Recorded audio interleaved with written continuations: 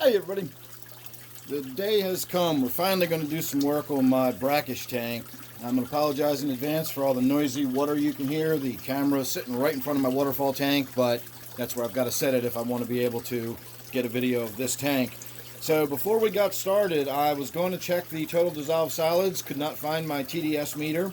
I did check the specific gravity, and it is actually a little lower than I thought it was. I thought it was 1.004. It is actually sort of between 1.002 and 1.003. So we're definitely below the level of actual brackish water. And today what we're going to do is probably a 10-gallon water change. And then I'm going to put 5 gallons of brackish water back in. And then we'll check the salinity. And then I'll go from there as far as what we're going to bring it back to. But let's not get ahead of ourselves. I also checked the nitrates. You can see that red vial right there. That is very red. So I would say that's probably between 60 and maybe 80 parts per million. I don't even remember the last time I've done a water change on this tank or how long it's been. So that's where that comes from. So before we get started on the actual water change, because we're going to remove a bunch of the snails and stuff out of there, and I'm going to show you how I do that, we're going to get the glass cleaned up so you can actually see what's going on in there.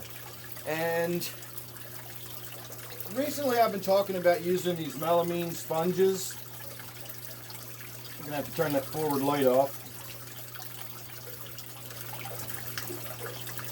I've been talking about using these Melamine Sponges, and I specifically said I only use them in areas where I've got like the green spot algae or the really difficult to remove algae. And the reason I said that was because they're non-biodegradable, and I didn't want to use any more of them than I had to. But in reality, what I normally use to wipe my glass down, the polyester batting, that's not biodegradable either. So if I'm going to be using something that's non-biodegradable, I may as well use these little pieces of melamine sponges. I cut them very small, and the reason I like the sponge over the polyester batting is that the polyester batting doesn't hold on to any of the algae I scrape up. So what we're going to be wiping off the glass in this tank is mostly brown diatoms, and they come off the glass very, very easily. There's no need for the magic eraser or the melamine sponge to remove this stuff from the glass. But if I was using the polyester batting right now, the water in this tank would already be brown. All of that nastiness that I'm pulling out on the sponge. And now, of course, 100% of it doesn't come out on the sponge. Now I'm going to flip it over and use the back side. And again, you can see a little bit of it escapes out into the water. But the vast majority of it gets caught up in that sponge and stays there. And so not only am I wiping down the glass, I'm removing this from the tank, rather than just simply wiping it off the glass and scattering it around and swirling it around the tank like I used to. My philosophy in the past was always that, I'm doing a water change anyway, so while it's all swirling around in the water, I'll go ahead and, just do a water change, and I'll be able to remove a lot of it. And that still holds true. We are going to be doing a water change, and what is being released into the tank is going to get removed, or at least, a portion of it will.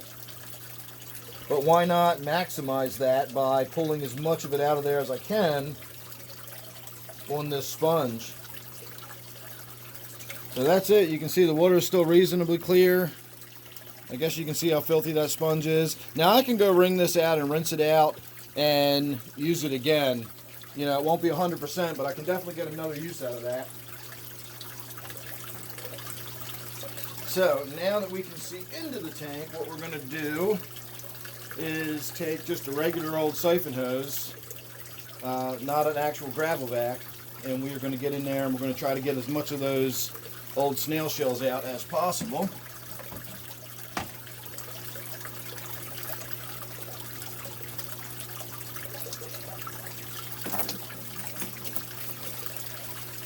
Now this tank, I've got to be particularly careful.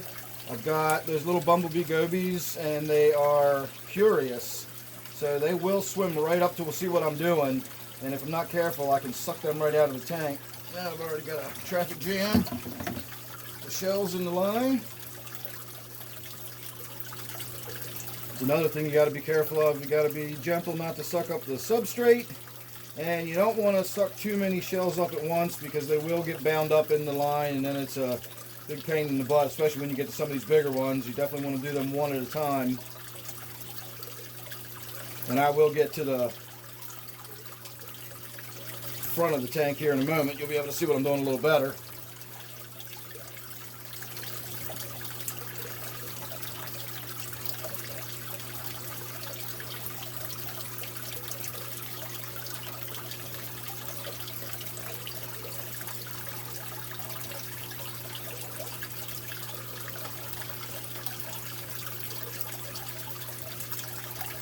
And you can probably tell it's been a while since I've done this, so I got a lot of them in here to get out. That one's so big it's not even going to fit in the tube at all. I'll crush those up and then they suck right out.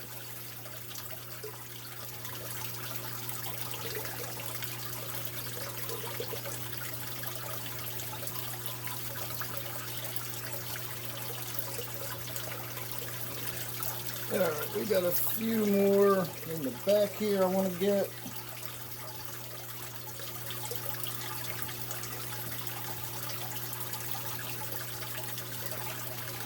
And that bucket is full, so I'm going to go dump this 5-gallon bucket out.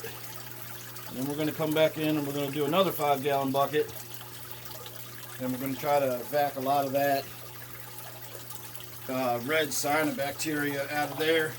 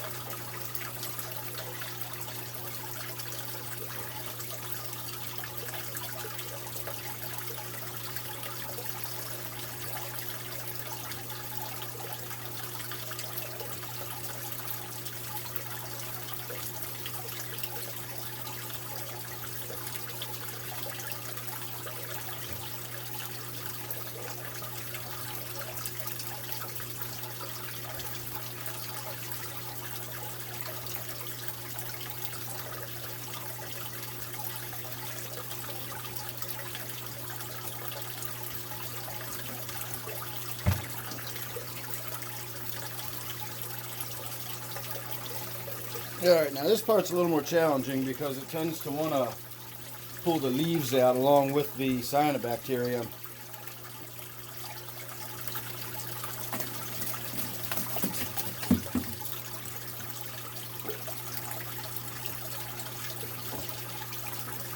And of course it pulls the entire small plants out.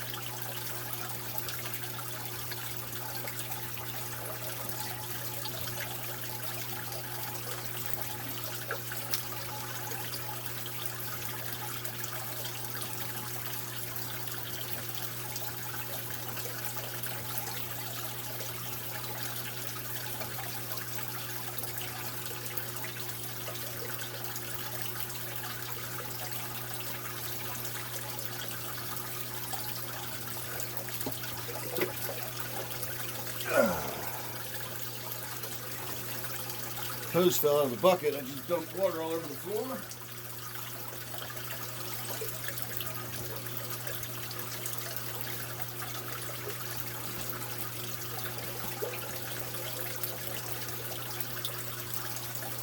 But we were pretty much done anyway, so we're going to go ahead and start filling it back up. Just give me a moment to get prepared for that.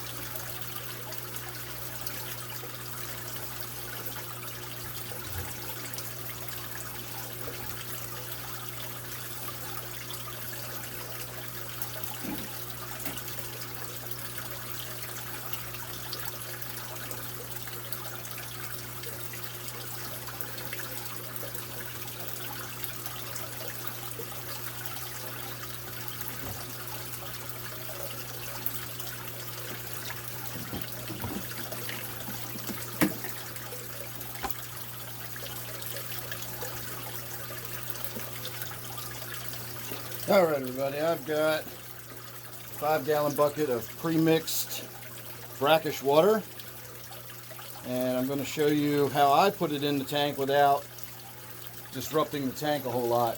Normally if you pour the water in, you're going to want to do it really slowly, because if you do it any faster you're going to stir all the gravel up and swirl everything up in the tank and get it all messy and whatnot. So one way you can do it is use a colander. I've got one in the other room.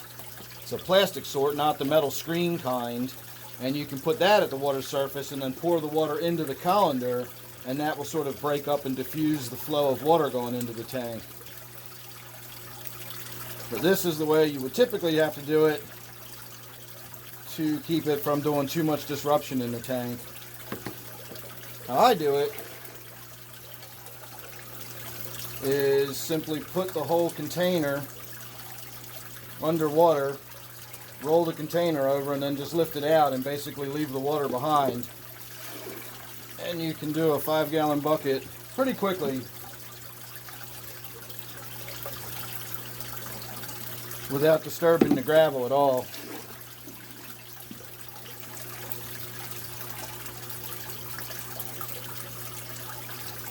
I think we're going to pull these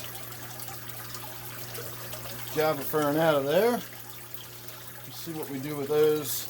Actually, I'm going to leave them in there for now. I'm not sure what I'm going to do with them. I might keep them in brackish water. I do sell my plants, so remember, if anybody does have brackish water and they've got something they want to put in it, yeah, that one definitely needs to come out. That's loaded with that cyanobacteria. That stuff stinks so bad. The green cyanobacteria doesn't smell like anything that I can tell, unless you really, get it on your hands or something like that. The brown or red cyanobacteria that I get in this tank smells like a wet dog in a storm cellar that's been sleeping on old newspapers or something. It's just nasty.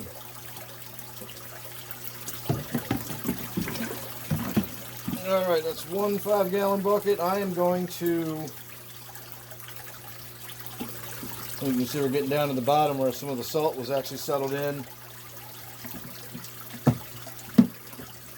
So I'm going to go refill my bucket.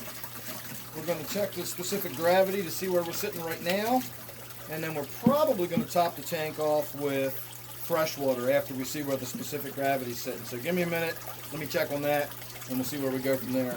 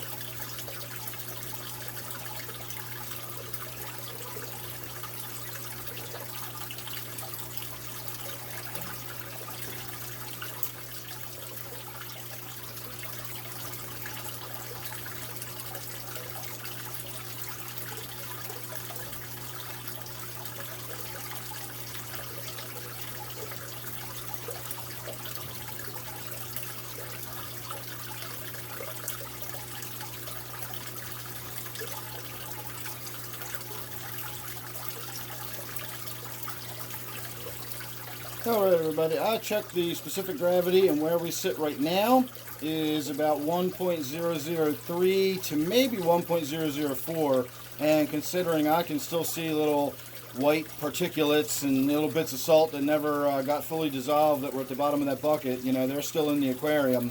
So that's going to continue to dissolve into the aquarium, and we're just going to go ahead and fill it up with fresh water the rest of the way. And by the time all that stuff finishes dissolving in there, then it'll come out to be about where it was where we started. But I'll have reduced the nitrates considerably. Now the other thing I'm noticing is we've got a distinctly green look in the tank, and I'm pretty sure that's from algae growing on the glass underneath the light. So let me see if I can get in there with a paper towel.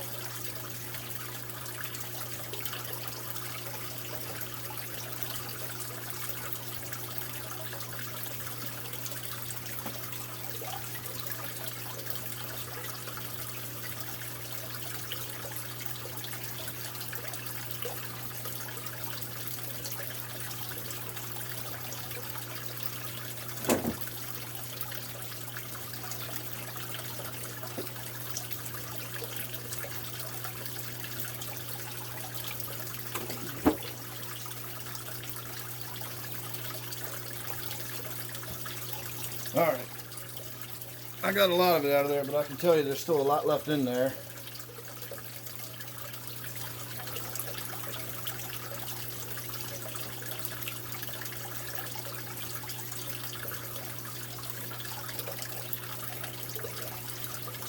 Alright, all we got to do is finish topping off the water. Once the water's topped off, we'll get the glass wiped down, put the hood back on it, and we'll be done our water change.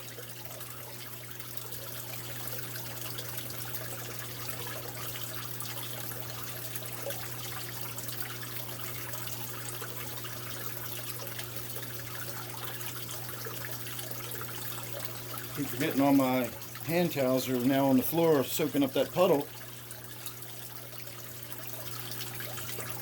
So that is just about full enough. If I need to add a little bit more salt water later, I can. I've got room for that, so we'll let it settle in. We'll check the specific gravity, and then if it's a little lower than I want, I can always add a little bit of really salty water and bring the specific gravity up to where I want it. So we're going to call that full. Let me go get the water turned off.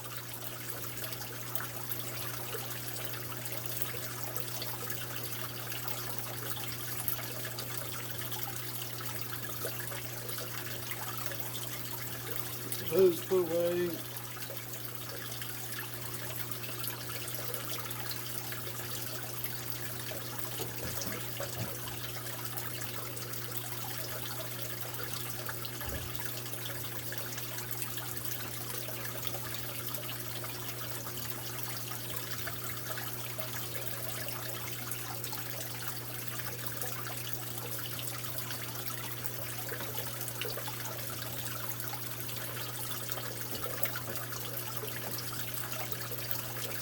I have to be careful with this aquarium lid. The hinge on it broke, and so the front piece of glass is completely detached.